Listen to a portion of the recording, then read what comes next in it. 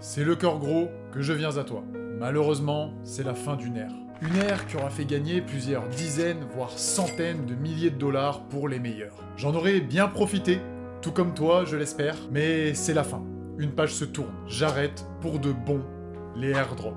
Airdrops qui se rapprochent de plus en plus de l'arnaque et qui fournissent finalement très peu par rapport à l'investissement initial. Il existe des moyens maintenant bien plus efficaces d'aller générer de l'argent et dans cette vidéo, je vais t'expliquer point par point mon choix et cette décision et surtout pourquoi est-ce que toi aussi tu ne dois plus dépenser ton temps, ton énergie, ni même ton argent dans ces fameux airdrops. Mais reste bien attentif jusqu'au bout parce que justement je vais te donner mon filon d'or à la fin de cette vidéo. Et crois-moi, tu ne seras pas déçu. Mesdames les investisseuses, messieurs les investisseurs, bonjour, c'est Ben de Côté Crypto et aujourd'hui, tu l'as bien compris, à la fois triste, mais à la fois heureux d'avoir cette nouvelle solution. Je te parle de la fin des airdrops et du nouveau moyen le plus rentable pour ton portefeuille. Mais avant tout, n'hésite pas à t'abonner, partager, liker et surtout activer la petite cloche des notifications pour ne rater aucune de mes prochaines vidéos si tu veux multiplier ton capital. Tu peux aussi me retrouver sur Instagram où je partage au quotidien des astuces, des stratégies, voire même des pépites, et aussi sur X et TikTok.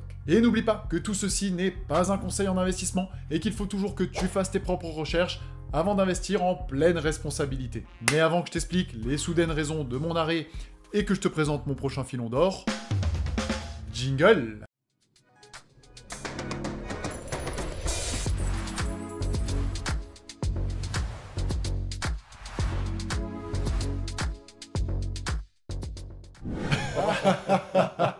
Si tu me connais bien, tu devais déjà te douter de la véracité de mon discours d'intro. Jamais, au grand jamais, je ne lâcherai les airdrops. Maintenant qu'il ne reste que les meilleurs et les plus motivés, on peut y aller. Tout premièrement, je vais au contraire te montrer pourquoi est-ce que les airdrops sont absolument essentiels pour booster un portefeuille. Comment est-ce que ça a marché pour moi, pour les autres. Bref, c'est un truc de taré. Dans un second temps, on fera le bilan un petit peu de 2023, 2024. Qu'est-ce qu'on a pu obtenir sur le marché? Qu'est-ce qui a pu nous régaler? Qu'est-ce qui a parfois même moins bien fonctionné? Et dans un troisième temps, je te montrerai et je te donnerai ma stratégie plus, celle qui permet de vraiment profiter des airdrops à 100% lorsqu'elle est appliquée, donc il ne faut pas passer à côté. Les airdrops, c'est clair, ils ont énormément fait parler d'eux, tant par les sommes magnifiques qu'on peut aller chercher avec au final très peu d'investissement, ou même par la frustration qu'ils ont pu procurer aux différents investisseurs. Mais du coup, profitons-en pour faire ce fameux petit rappel sur les airdrops. Clairement, déjà, les airdrops, pour qui est-ce que c'est fait?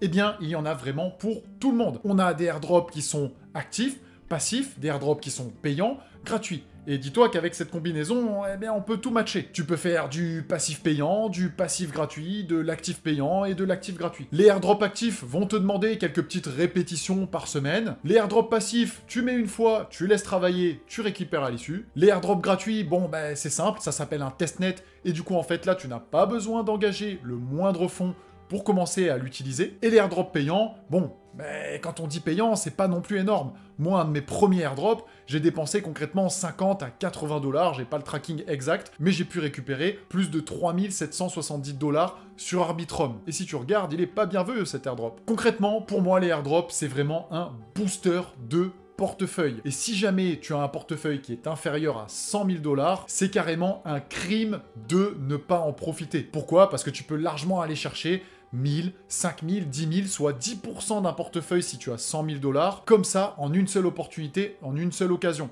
Sachant que ce airdrop, ben, en fonction de ta stratégie, il va peut-être pouvoir prendre de la valeur en plus. Donc du coup, tu te retrouves avec des bénéfices qui peuvent être monstrueux. Et puis on en parlera un petit peu plus tard, mais il y a déjà eu des airdrops dépassant les 100 000, voire même les 1 million de $. C'est rare, mais ça existe. Et concrètement, qu'est-ce que c'est un airdrop? Pour faire court, c'est assez simple, un airdrop, c'est une entreprise qui vient de se lancer tout fraîchement dans la crypto, qui a un produit, une application, un petit quelque chose. Et en fait, nous, utilisateurs, au début, on va dire les early users, eh bien on va l'utiliser ce produit. Et du coup, ils vont pouvoir récolter de la data, avoir notre retour, notre feedback. Et pour nous récompenser, eh bien, ils vont nous donner justement leur crypto qu'ils vont potentiellement lancer directement dans le portefeuille. Et ben, ça peut aller, comme je te l'ai dit, de quelques dizaines, centaines de dollars à plusieurs centaines de milliers de dollars. Ce qu'il y a de vraiment bien, c'est qu'en plus les airdrops, comme c'est essentiellement sur la finance décentralisée, on en trouve aussi sur des SEX, comme sur Binance ou encore Crypto.com, mais là on s'attarde vraiment sur ceux qui sont sur la finance décentralisée, eh bien ça va te permettre de faire grossir tes connaissances en flèche, que ce soit sur la finance décentralisée ou sur le marché global. En fait, tu vas pouvoir repérer des cryptos très tôt dans le marché, tu vas pouvoir être le premier à les acheter avant qu'elles soient listées par exemple sur Binance, tu vas aussi pouvoir transférer des fonds d'un porte-monnaie à un autre, d'une blockchain à une autre, échanger une crypto contre une autre, et tout ça super facilement avec l'habitude et justement les méthodes qu'on met en place pour avoir ces fameux airdrops. De plus, la majorité de ces airdrops, tu les farmes avec de l'ETH. Alors le farm ou le farming, en fait c'est simple, c'est comme un petit paysan qui est en train de planter ses graines, qui s'en occupe chaque jour pour à la fin récolter un fruit ou un légume. Et donc tu vas les farmer avec de l'ETH, et justement ça va te donner une exposition à un actif en général, plutôt bien coté dans le marché, et qui à long terme a plus de chances de monter qu'autre chose. De plus, avec ces airdrops, en général, du coup, tu chopes des tokens qui sont tout neufs sur le marché. Et en général, quand c'est avant un bull run, ou même pendant un bull run, eh ben, ils peuvent atteindre des sommets. Donc admettons que tu récupères 1000 $ de X ou Y airdrop, et tu vas avoir les courbes juste ici d'Optimism ou encore d'Aptos. Regarde un peu leur ATH au moment où je tourne cette vidéo. Donc si tu as reçu 1000 € ou même 10 000 €, regarde le multiple que ça peut te faire. Passons maintenant à la rétrospective des airdrops de 2023-2024 qui annonce potentiellement en plus un avenir radieux pour 2025. Sur cette fameuse période de 2023-2024, qui n'est pas encore finie au moment où je tourne cette vidéo, nous avons eu pas loin de 58 airdrops. Je ne sais pas si tu te rends compte. Et justement, parmi ce nombre hallucinant de airdrops qui sont tombés, on en a qui sortent vraiment du lot. Par exemple, on a eu Saga, qui nous a déjà fait à l'heure actuelle 8 airdrops. Oui, 8 airdrops, et qui en a prévu au moins 10. Donc concrètement, c'est déjà plus de 15 000 $ qui sont tombés personnellement. Ensuite, après, ça dépend les profils. On a pu aussi avoir ZK Sync, super simple à farmer, qui a rapporté entre 5K et 30K parmi les connaissances que j'ai. On peut parler aussi de Starknet, plus 3800 $ pour ma part, qui lui avait des critères un petit peu plus vicieux, mais qui n'étaient pas non plus insurmontables. Et on a eu aussi notamment Layer 0, avec des airdrops facilement atteignables entre 500 $ et plus de 4000, voire même 10 000 $. D'ailleurs, si tu te rappelles, j'avais fait des vidéos sur chacun d'eux. J'avais couvert chacun des projets et tu avais tout à disposition pour aller les chercher justement, ces fameux airdrops. Que ce soit Saga, ZK Sync, Starknet ou encore Layer 0. Donc je te l'assure, tout ce que tu peux trouver sur cette chaîne, ça va t'aider à performer. D'ailleurs, les membres du club Côté Crypto ont pu largement en profiter de ces fameux airdrops. Je me rappelle encore le premier de Baptiste ou encore de John, où ils ont chacun pu toucher plus de 3000 $. Si c'est pas beau quand même, ça fait chaud au cœur de savoir que ce qu'on partage fonctionne. Bon, en même temps, je le partagerais pas si c'était éclaté. Mais comment est-ce qu'ils ont fait ?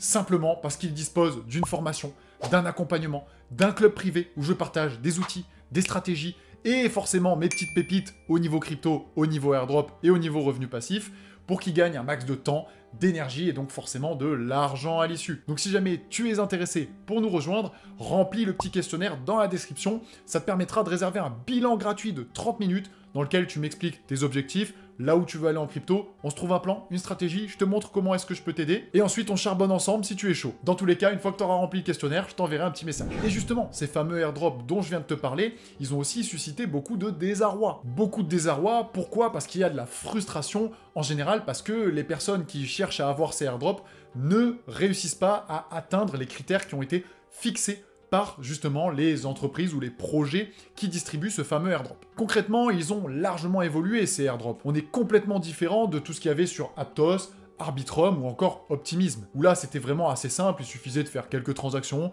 de minter des NFT gratuits, ou encore de remplir un Google Form pour toucher facilement plus de 5 000 à 15 000 $. Maintenant, il faut bien se rendre compte qu'il y a de plus en plus de monde sur ce marché, et que du coup les critères sont aussi de plus en plus sévères. Je remarque aussi peu d'adaptation des personnes qui farment souvent en solo, en cherchant un projet à droite à gauche, au niveau des critères. Et c'est ce qui fait que beaucoup de personnes ne touchent soit rien, soit pas grand-chose. C'est pour ça qu'il est absolument important de se former aux nouvelles méthodes pour farmer les airdrops et puis de se placer aussi sur les bons projets. Et même malgré un petit peu toute cette hype qui est redescendue, parce qu'on a eu des très beaux airdrops en 2023, début 2024, et mi-2024, ils étaient un peu pourris. Il y avait du scroll qui a pas régalé beaucoup de monde, il y avait des plus petits airdrops aussi pas terribles, et puis ils commençaient un petit peu à s'espacer.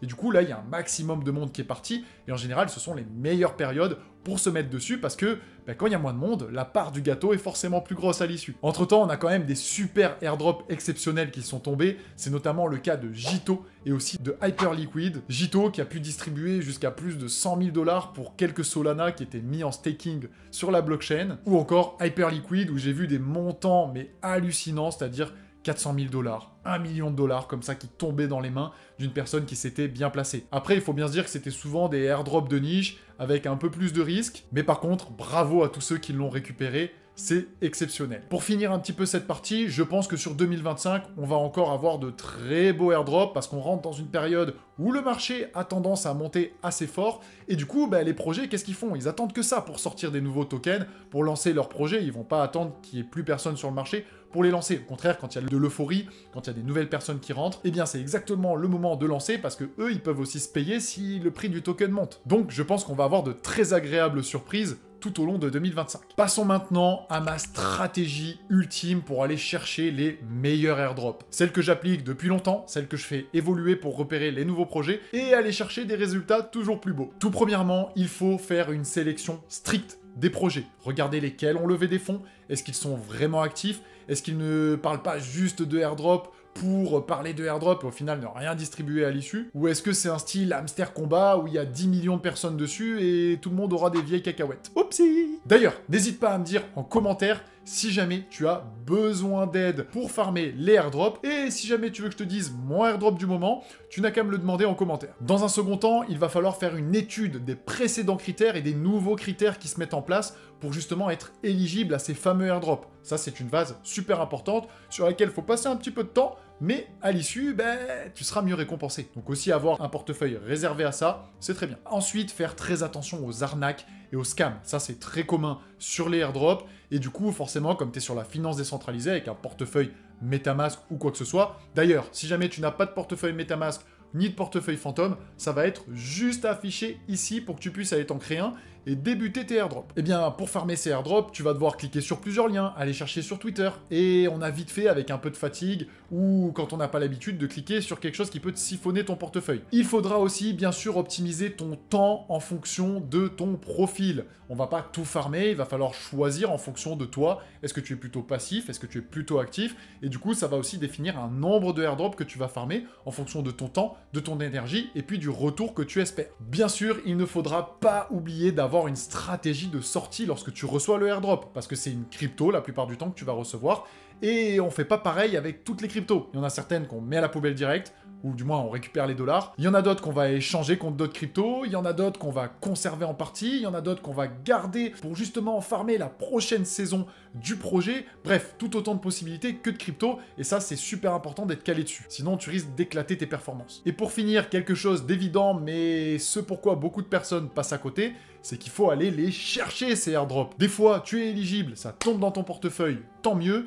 Par contre, des fois, il faut aller les récupérer. Moi, personnellement, je préfère cela. Pourquoi? Parce qu'on a aussi une plus belle part du gâteau pour ceux qui sont réellement actifs. C'est beaucoup le cas sur Cosmos, et des fois, tu n'as que 7 jours pour aller les récupérer. Et tous ceux qui ne récupèrent pas leur crypto à l'issue de l'airdrop, eh bien, on se le repartage entre ceux qui ont été actifs. Donc ça récompense les vrais utilisateurs du projet, ceux qui sont à l'affût et qui suivent un minimum. Comme tu le sais, je prends de la performance, l'efficacité, donc c'est un petit peu normal. Parfait, tu connais maintenant toutes les raisons pour lesquelles j'ai arrêté les airdrops. Et même si les airdrops c'est une super opportunité pour booster ton portefeuille, il existe aussi différents autres moyens. Et j'ai une vidéo pour toi juste ici que tu ne devrais pas rater, alors clique absolument dessus pour en profiter. En tout cas, je te remercie énormément pour tout le soutien que tu m'apportes sur les différentes vidéos, et on se dit à très vite.